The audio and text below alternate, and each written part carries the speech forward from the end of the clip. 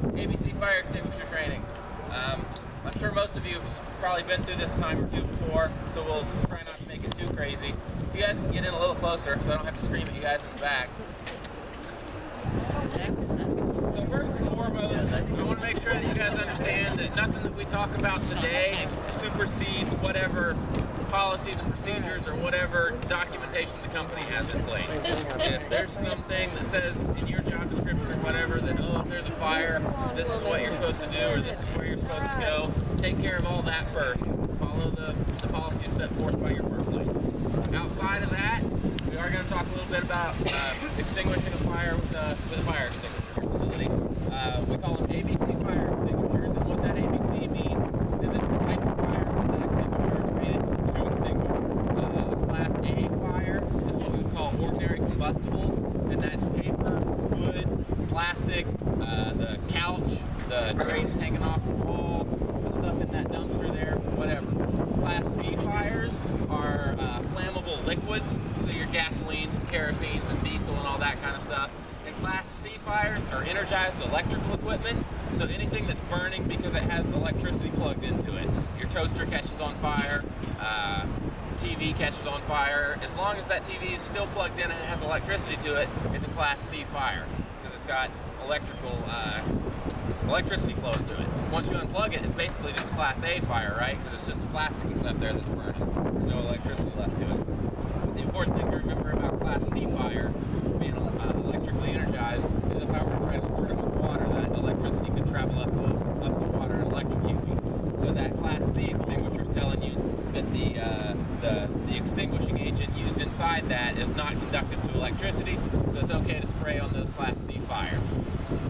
There's all sorts of other ratings that go along with these extinguishers, like it'll have like a Class A with a number next to it, and it tells you kind of how big of a fire you can put out, but it's nothing that we can sit there and find out in the field. Some engineer looked at that somewhere in a lab and said, oh, this thing will put out the same amount of fire as 5 gallons of water. And then there's even all sorts of stuff that you can go through into that if you're an engineer, and it'll say, oh, 5 gallons of water has X amount of BTUs, and that'll put out X amount of square feet of burning material. There's all sorts of neat stuff in it. That's more than what we want to get into as I come into a room and discover, oh my goodness, there's something on fire there. So kind of a down and dirty, quick and easy method that you can use is just to, you have to use your best judgment, but the example that I like to give is if it's a trash can on fire, yeah, you can probably put it out with your ABC extinguisher. If it's a trash dumpster on fire, no, probably best to just back off and wait for the fire department to take care of it.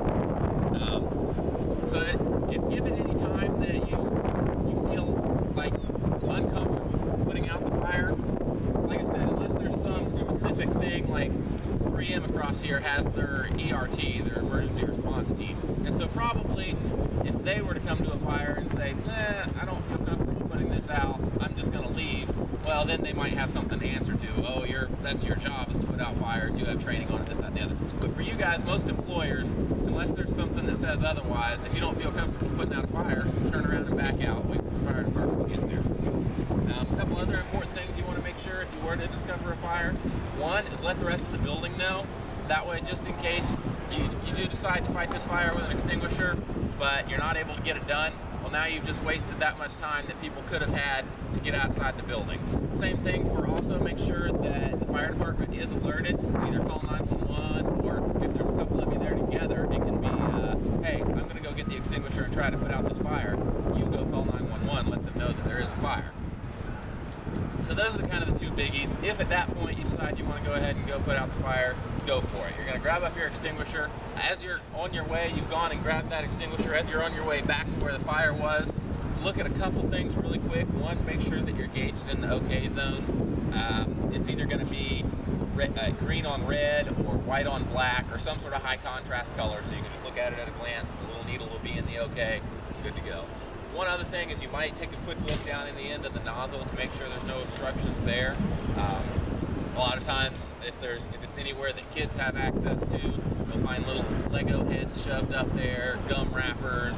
I actually had a guy, I was doing this talk out at ADM, where it's kind of a lot more open. They're kind of outdoors, and he said they have mud daubers build nests in the ends of those things all the time.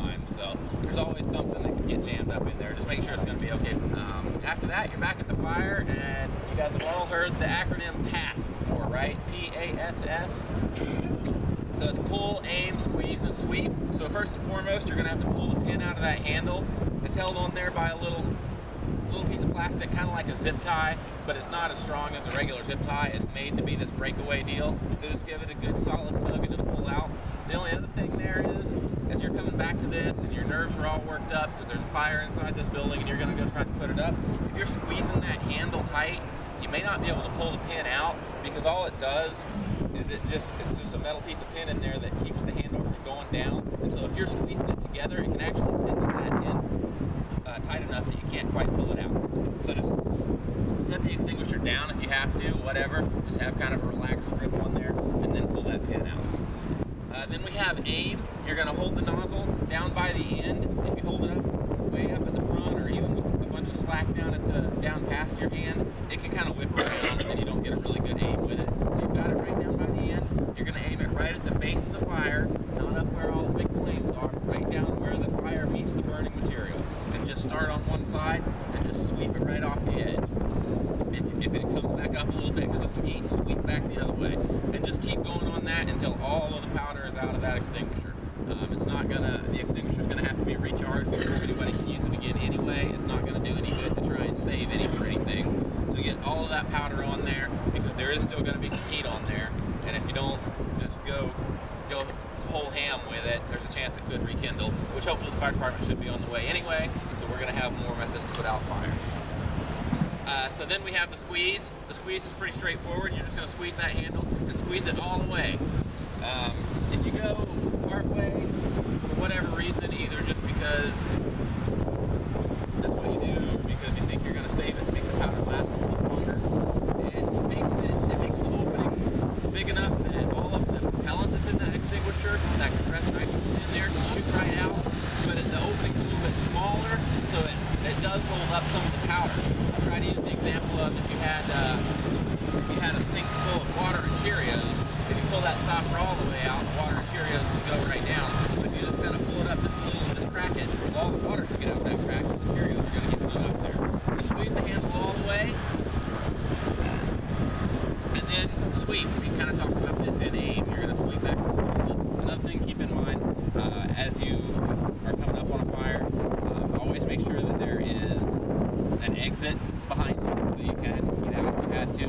Don't worm your way back in there, and then now the door's over there, the fire's right here. I can't get the fire out, the fire's too big. Now I can't get out. So make sure there's between the fire and an exit. And then also, when you're extinguishing this fire, you're going to be about 6 to 8 feet away, somewhere in that range. It's a good safe distance.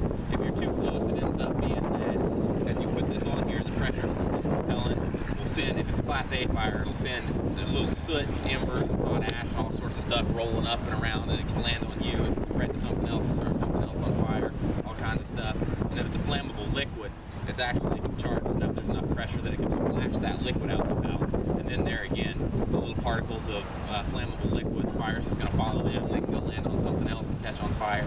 So 6 to 8 feet is a good distance that you're in a good safe spot. You're not going to put too much pressure on that fire to make it spread, but there's plenty of pressure in here to get the extinguishing agent on it. So we'll get a little closer, but about 6 to 8 feet is about where we want to be anyway. So yeah, that's plenty. Pull, aim. There you go. All right, they've already got it. Yeah. Let's keep that high now. All right, there we go.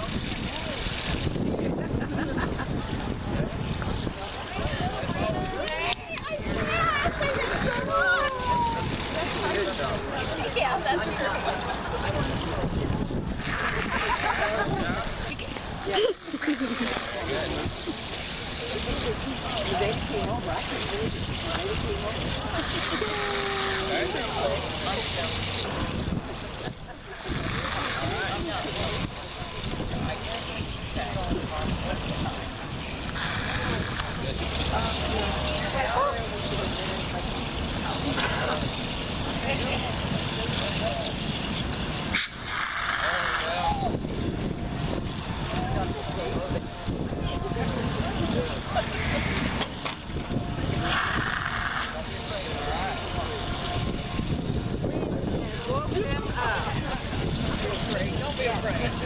I was afraid.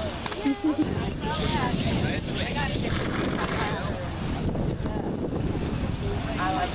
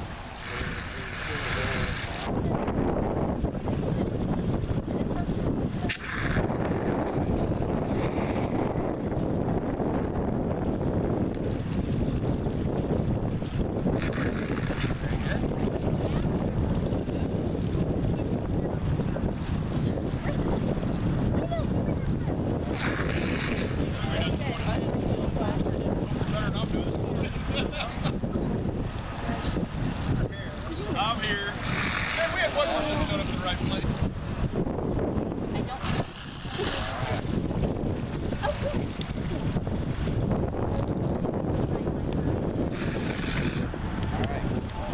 Guys, another program that we're kind of stressing this year is not really related to fire extinguishers, not really related to your workplace, but is smoke detectors. Part of our fire prevention initiative for this year's Fire Prevention Month is getting smoke detectors out to everybody. So we have a pretty good supply right now of smoke detectors. If you live inside the city limits, we're able to give you for free. Either get with us after you get done with your extinguisher, or take your name down, whatever, schedule an install. We'll come out and install them for you. Or if not, call us up at the station or come by sometime or something like that, whatever the case is. You guys have any questions or anything?